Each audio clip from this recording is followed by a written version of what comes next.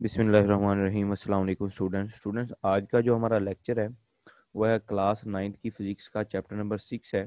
इसमें हम डिस्कस करेंगे kinetic energy and it's relation को। बेटे आपने इस लेक्चर को बड़ी ही तवज्जो से स्टार्ट से एंड तक सुनना है और एनिमेटेड फॉर्म में आपको इसके सारे कॉन्सेप्ट जो हैं वो इसमें समझाए जाएंगे। बेटे सबसे पहले डिस्कस करते हैं कि एनर्जी क्या होती है, फिर उसकी टाइप्स पे आएंगे और काइनेटिक एनर्जी को डिस्कस करेंगे। तो व्हाट इज एनर्जी?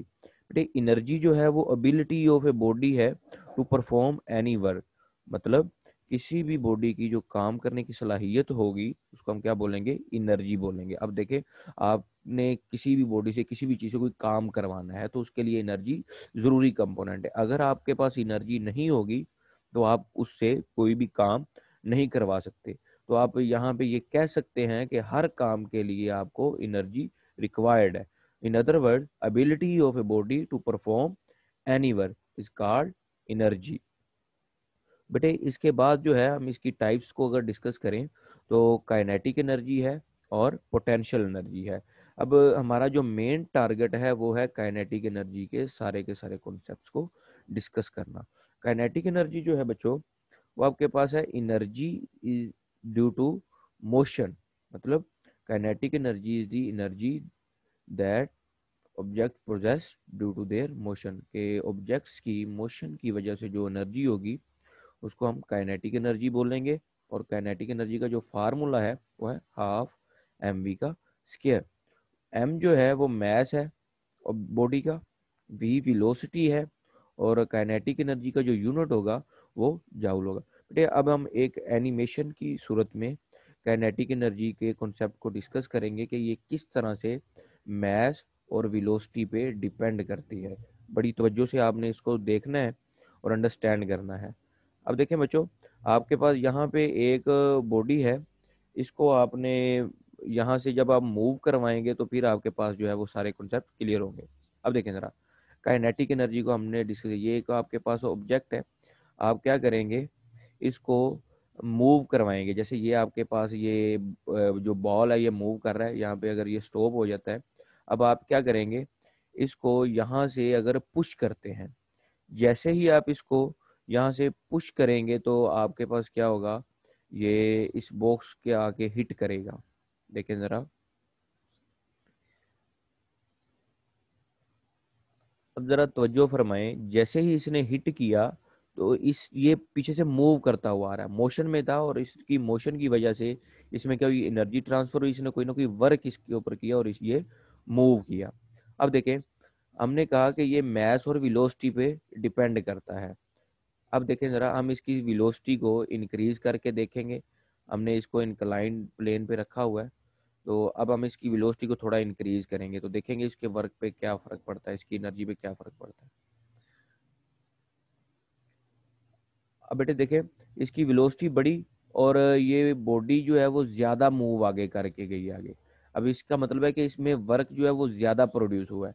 अब हम थर्ड पॉइंट पे अगर मज़ीद ज़्यादा जो है वो इसकी जो वेलोसिटी है वो बढ़ा दें, तो हमने इसको ज़्यादा इसकी हाइट बढ़ा दी। अब देखें ज़रा, इसकी हाइट बढ़ाने से देखेंगे, और ये मैस जो है बॉक्स जो है वो मैस इसका सेम ही है। हम देखेंगे यहाँ पे हमने जैसे ही इसकी स्पीड इंक्रीज करेंगे तो इस पे जो एनर्जी है वो ज़्यादा इंक्रीज। देखें ये अब कितनी दूर आया। अगर हम इन तीनों पोजीशंस को, जो पहले हमने हाथ से इसको मूव करवाया था, सेकंड जो हमने स्पीड कम दी, और थर्ड सबसे ज़्यादा है, तो थर्ड में एनर्जी जो है वो सबसे ज़्यादा जो है वो ट्रांसफर हुई है। ठीक है बच्चों, होप सो आपके वेलोसिटी का कंपोनेंट जो है वो क्लियर होगा कि जैसे आप वेलोसिटी इंक्रीज करेंगे आपके पास जो काइनेटिक एनर्जी है वो भी इंक्रीज होगी। अब बेटे ये मैथ पे भी डिपेंड करती है, मैथ के फैक्टर को हम यहाँ पे अंडरस्टैंड करेंगे। अब देखिए, आपने मैथ इसका बढ़ा दिया। मैथ बढ़ाने से आपके पास जो ऑब्जेक्ट है उसने में बहुत ज़्यादा चेंज है, मतलब वर्क डन जो है वो बढ़ गया। ठीक है, तो एनर्जी इंक्रीज हुई with the increase in math. ठीक है बच्चों, ये कॉन्सेप्ट आपका क्लियर हो गया कि जो काइनेटिक एनर्जी है बेसिकली वो क्या होती है? प्रोडक्ट होती है half of the mass cross speed का स्केयर या वेलोसिटी का स्केयर। ठीक है, और इसका जो यूनिट है वो आप डिस्कस कर, आगे हम बेटे इसकी डेरिवेशन और इसकी एक्सप्लेनेशन को कंसिडर करेंगे। बेटे इसके लिए आप ये बुक वाला पैराग्राफ देखेंगे जो एक्सप्लेनेशन की गई, consider a body of mass M.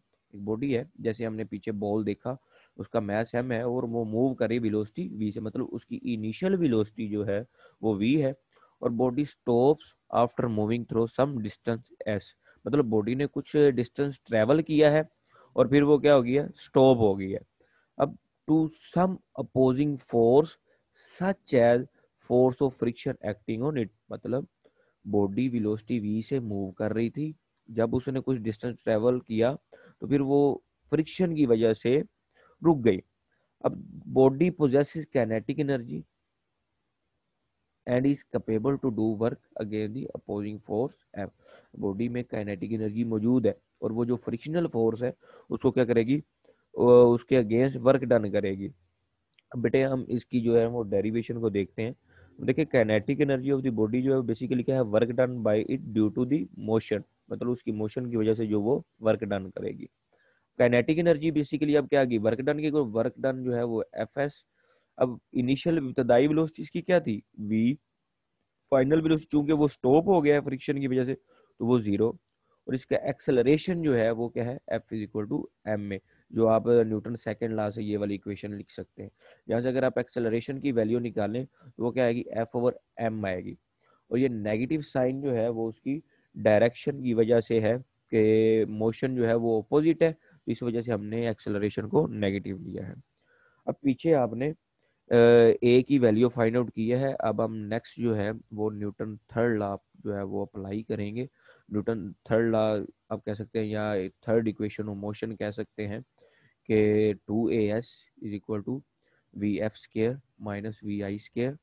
Acceleration की वैल्यू अभी आपने पीछे फाइंड आउट की है, माइनस एफ ओवर एम। अब यहाँ पे और ये आपके पास वी एफ जो है फाइनल वेलोसिटी थी वो जीरो थी, और ये आपके पास नेगेटिव वी का स्केयर आ गया। अब यहाँ पे नेगेटिव साइन से कैंसिल, टू इधर आके जब डिवाइड हो जाएगा तो एफ एस क्या आ जाएगी, equal to half m v square. बेटे ये आपका वो रिलेशन है जो हमने स्टार्ट में कहा था कि हमने ड्राइव करना है काइनेटिक एनर्जी का। बच्चों आपने इस लेक्चर को बड़ी तवज्जो से सुनना है, और अगर आपको किसी पॉइंट की समझ ना आए तो आप कमेंट सेक्शन में भी पूछ सकते हैं, और दूसरी बात जो है आप इसको दोबारा सुने और अपने दोस्तों के साथ शेयर भी करें, ताकि ये जो एनिमेटेड फॉर्म में आपके लिए ये लेक्चर डिज़ाइन किया गया है वो मैक्सिमम बच्चों तक पहुंच सके। ठीक है बच्चों, thank you, waiting for next lecture.